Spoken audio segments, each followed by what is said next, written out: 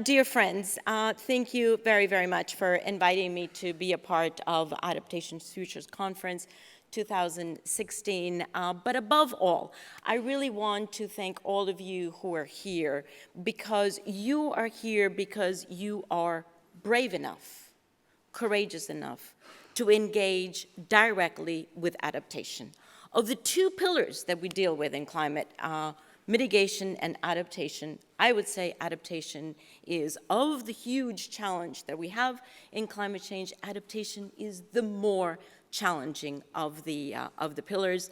And so I really appreciate the fact that for these 3 days here, we have policymakers, we have scientists, we have private sector, we have insurance representatives, we have certainly NGOs, we have the finance community, we have truly the representatives of all of the sectors that are necessary to have an integrated discussion, an integrated conversation about how are we going to live up to this responsibility that we all share. And living up to the responsibility, I would argue, is something that we need to do at 3 levels at the same time. And being a woman, I'm assuming that everybody here can multitask, of course, and that we can think and act at 3 levels at the same time. So let me very quickly go through those 3 levels. First, of course, because that is my home at the global level, and I have heard it say to me by quite a few people that what is fantastic about the Paris Agreement, many things, but from an adaptation perspective, what is fantastic about the Paris Agreement is that it puts the adaptation goal, ties it to the temperature goal. As the Germans say, jein. It's a fantastic word that I wish every language had, which is both yes and no. A very typical position for any Latin American, or in fact for any Latin American woman, certainly. We always say yes and no.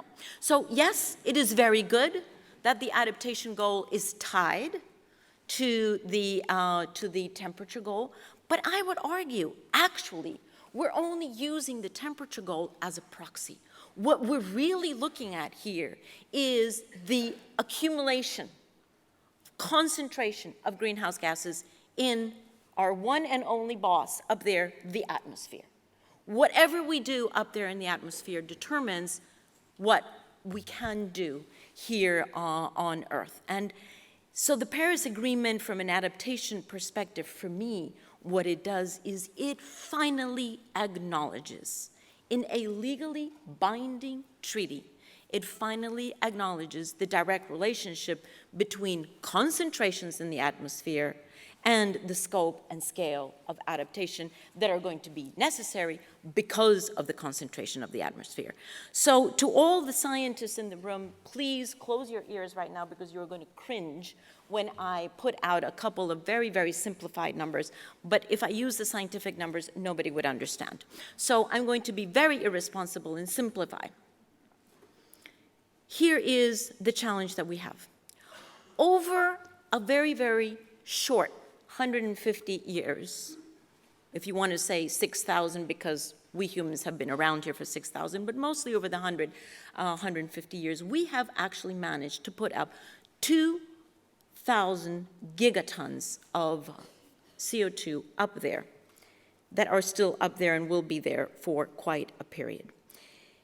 So the question is, how much more of this can we do? Well, that depends on what temperature we have as a goal.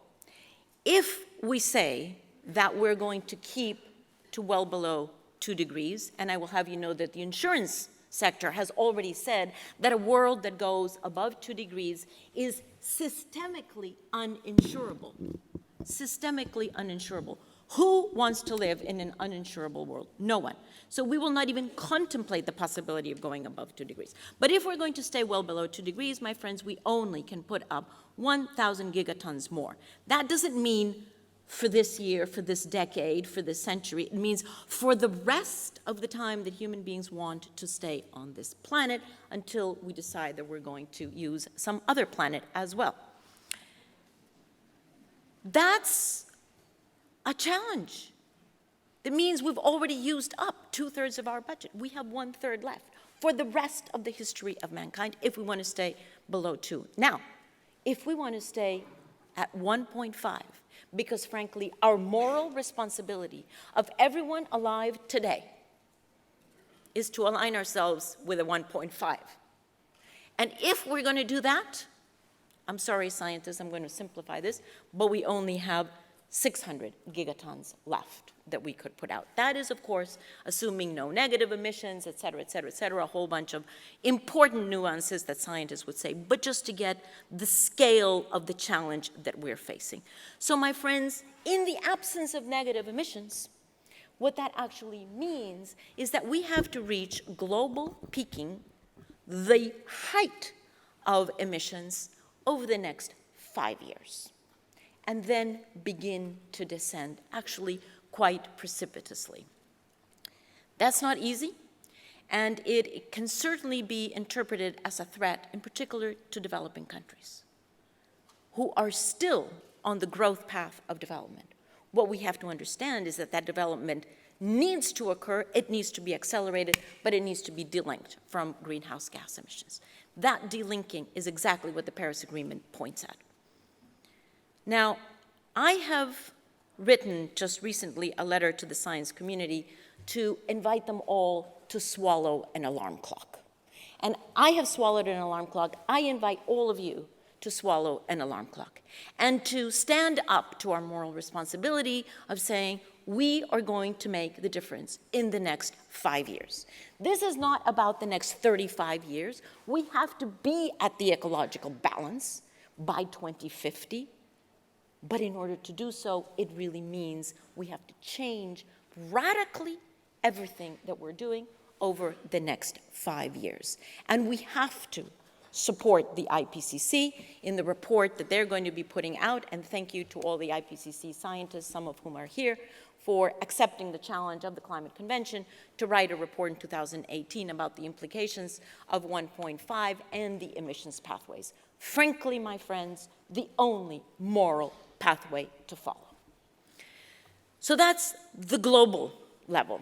Now, let me address what I would call the national or subnational level, because frankly, yes, national governments are very, very key, and they are parties to the convention, and they're the parties that I have the honor to support. But subnational governments, city governments, province, territories, regions are so much closer to the experience that citizens are actually having that it is absolutely critical, and I really thank all of the Delta Coalition members for being here, and thank you to Netherlands for having started that, because the fact is that is where, I used to say the rubber hits the road. I don't say that anymore. I say that is where the sun hits the panel. Much more sustainable term on that one. And I would say, you know, just like I asked the scientists to close their ears, now I would like to ask the lawyers to close your ears, because, you know, what I'm going to say is going to make you cringe, but the Paris Agreement does say shall as appropriate, if that were a legal term, but it is now in the Paris Agreement, that parties shall as appropriate prepare and implement their national adaptation plans and request the Green Climate Fund to expedite its support of this. Why? Because we have to get this down. We have to be able to have overarching efforts at national, subnational, city, region level. We have to have that very, very clear. We know it has to be cross-cutting, cross-sectoral planning, and we have to have those very clear so that it can go very quickly to policy, to finance, to legal, to supporting legislation, all of the pieces that need to make the vision that will be in the national adaptation plans, make those a reality. So absolutely critical to work certainly at the national and the subnational. But today I would like to actually emphasize the third level, which is the level that I think is most important, is most crucial, and is certainly closest to my heart. And that is the very insufficiently named local level. Honestly, it's not about the local level. It's about the individual level. It's about the personal level. It's about the human level. That's where we really need to make a difference. That is where it is. And when I compare mitigation as one pillar and adaptation as the other, I think you will understand that mitigation has a certain subset of technologies, measures, and policies that can be used, but adaptation has an infinite number of technologies, measures, policies that can and must be used according to what is most appropriate to the person living there. Mitigation, I would say, is technology-driven. I would argue that adaptation is people-centered. It has to be people-centered. It cannot be technology-driven. And I would argue that mitigation is about the quality of policy, because that's what's going to determine the effectiveness of mitigation, is the quality of policy and certainly of investment instruments. Adaptation, my friends, is about the quality of life. That's what adaptation is about. So fundamentally, yes, two pillars that have a lot to do with each other, but very, very different in urgency and very different in the depth with which we must engage. And yes, of course, the Paris Agreement tells us that we will do a global stocktake, and that with respect to adaptation, we will be looking at the aggregate efforts, and we will be reviewing the adequacy and the effectiveness of both actions and support. All of that we agree with. I would, however, warn, let us not hide behind the aggregate study and review that we're going to be doing.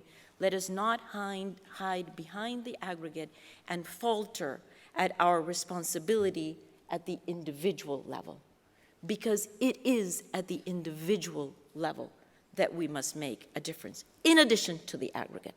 But that comes as the result of making a difference at the individual level. So at this conference, where my colleagues will absolutely kill me if I don't mention that the Secretariat is organizing an adaptation forum on Thursday, at what time? This is the commercial. 1:45? Good. Also, the Secretariat will be, for the first time, we will, all of you who are coming to Bonn next week, we will be organizing the first technical expert meeting on adaptation. In July, we will be organizing the NAP Expo, et cetera, et cetera, et cetera. So you can go, actually, those are just the ones that we're organizing. You can go from meeting to meeting to meeting, and many of you do. As you do that, I would certainly pick up the comment that has been made this morning, that the value of these meetings is that you do share your experiences and begin to form coalitions and partnerships. However, here would be my invitation. As you go from one meeting to the other, whether that is in a country other than your own, or whether it is that you're working in your country, engaging courageously with the challenge, here's my invitation. Think of at least 3 women. Think of Fatou. Think of Fatou, who is a lone mother with 3 children, whose home was washed away by the floods of 2009. I actually don't know if the name of that woman is Fatou, but I guarantee you that there are many women whose homes were washed away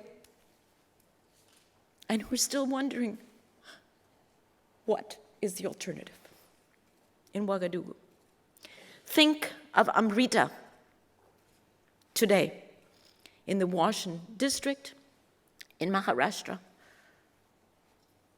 a woman pregnant with her first child, suffering the droughts that Maharashtra is suffering right now, and wondering, where does she get food and water to support her pregnancy? Think of Namuea, a 15-year-old girl in Kiribati, who over her 15 years has seen her water sources salinated.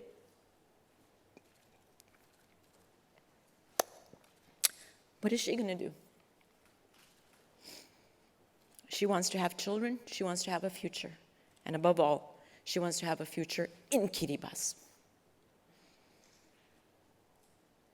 So whether you think of Fatu, of Amrita, of Namuea, or of any other woman, man or child, think about the individual human, because that is where we have to make a difference. So it's not about a legal agreement. Yes, I gave, and many of us did, thousands of people gave so much work to get the Paris Agreement. And I thank everyone for that incredible work. But that's not where the work stops. That's where the work starts. That's where it starts. The question that we need to wake up with every single morning is, are we making the life of Fatu, Amrita, and Namua any easier?